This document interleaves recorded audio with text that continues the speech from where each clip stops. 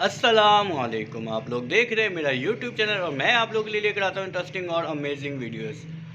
आज 3 बड़े मैचेस खेले जाएंगे और जिसमें पहला मैच श्रीलंका और ऑस्ट्रेलिया के दरमियान, और उसके अलावा दूसरा मैच इंडिया और इंग्लैंड के दरमियान ओडीआई मैच खेला जाएगा। इस वक्त इंडिया की बढ़तरी हासिल है इंडिया को, क्योंकि वो उन्होंने इंग्लैंड को 2 मैचों में हरा दिया है। और तीसरा बड़ा अहम मैच पाकिस्तान और साउथ अफ्रीका के दरमियान आज मैच खेला जाएगा। ये ट्राई नेशन का सीरीज़ जारी है, जिसमें ये एक बड़ा मुकाबला है। आज सेमीफाइनल के ये मतलब इसके मध्य मुकाबले रहेगा, क्योंकि पाकिस्तान और साउथ अफ्रीका के दरमियान जो मैच जीतेगा वो फाइनल खेलेगा न्यूजीलैंड के साथ। वो कराची के अंदर ही खेला जाएगा। तो आज जो मैच खेला जाएगा वो साउथ अफ्रीका और पाकिस्तान के दरमियान कराची के अंदर खेला जाएगा। और पाकिस्तान की टीम में 2 तब्दीलियाँ की जा रही हैं।